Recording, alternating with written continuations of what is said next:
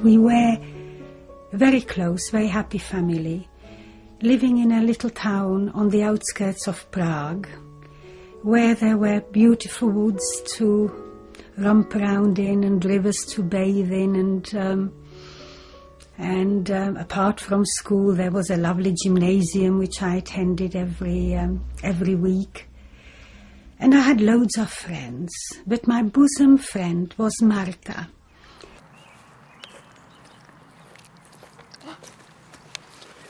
I made this for you. Thank you. Oh, you want some? Okay, there you go.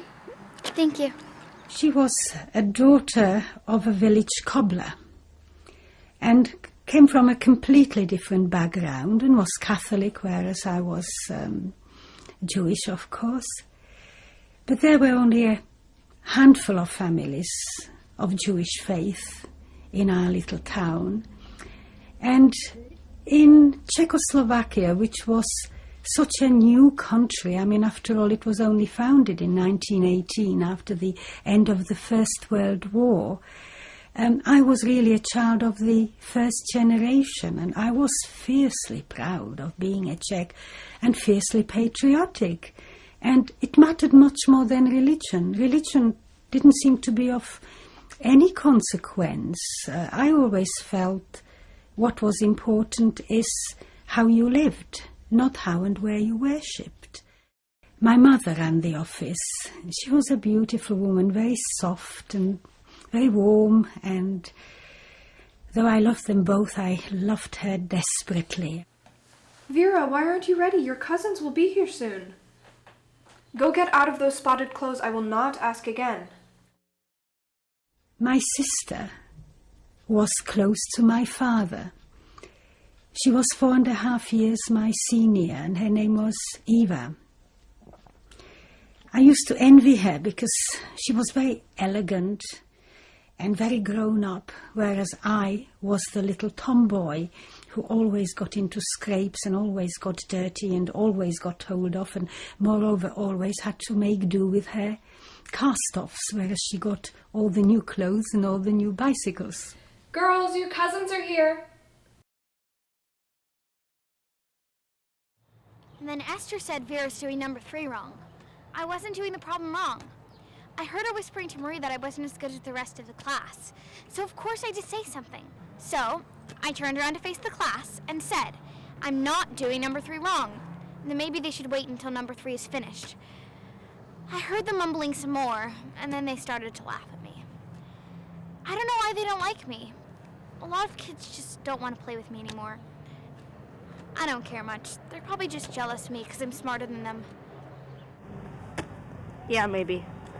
Kids are mean to me too, but not because I'm smart like you, Vera. I think you're smart, Tommy. You're smart in lots of ways. You're smart at sports. No, that's not it. How do you know it's not? Because of the names they call me. What names? They make fun of me because I'm Jewish, Vera. What? You're lucky kids make fun of you because you're smart. Vera, you know that things haven't been right here for a while. A lot of people have been leaving the country. Gustav and Marta are thinking of sending the boys abroad.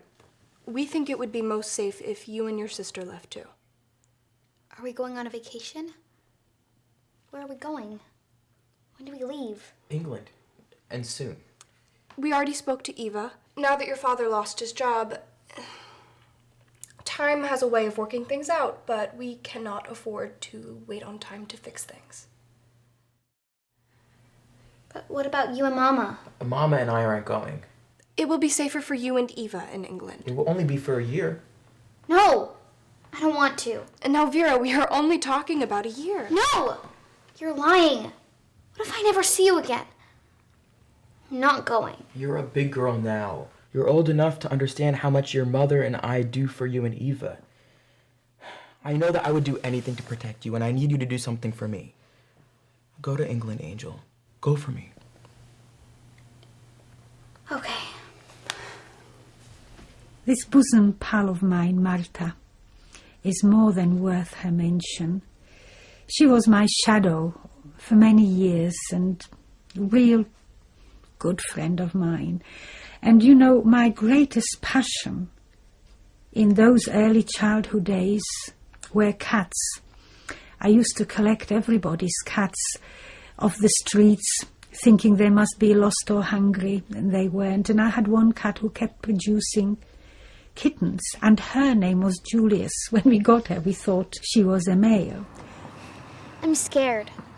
What if my father drowns Julius while I'm gone? I can't leave him behind. No, Vera, I won't let him drown her. I promise. I'm not going to see Mom again. I know that she says... I could just tell from the way she was looking at me. I can't lose you, too. I'm gonna miss you so much. I'm gonna miss you so much. Promise to visit my mother and father for me. I promise. And moreover, she promised she would visit my parents every single day so that they wouldn't miss me too much. And you know, she did that even when it was forbidden for non-Jews to mix with Jews. In fact, one day, the local policeman visited her parents and said, you know, Marta is placing the whole family in danger by not obeying the laws, the German laws. You shouldn't let her visit the Diamonds, as she does. And her father said she made a promise to her best pal. And I so valued what she did when I learnt about it after the war.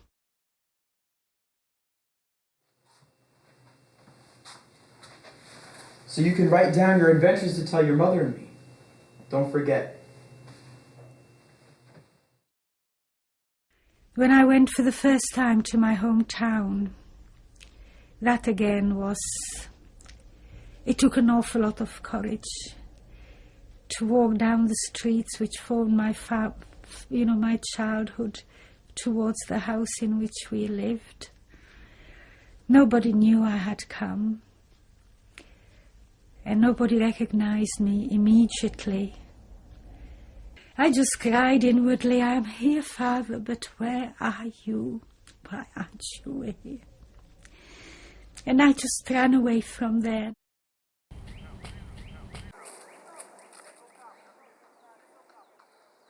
Where are you, Father?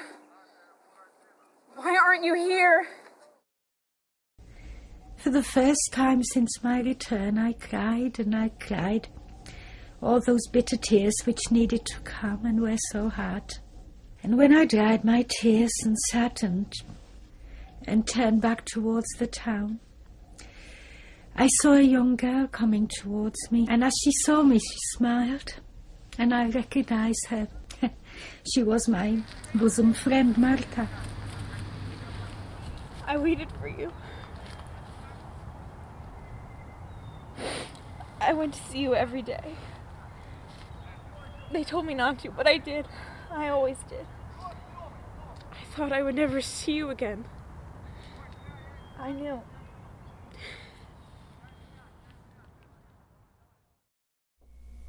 That was the last day I saw your parents. One day they were there, and the next they were gone. I knew things were getting bad. I went to your house like I did every day, and nobody was there. Your parents were gone. I walked in and I couldn't breathe.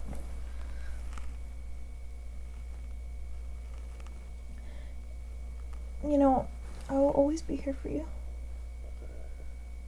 Promise me we'll always be friends.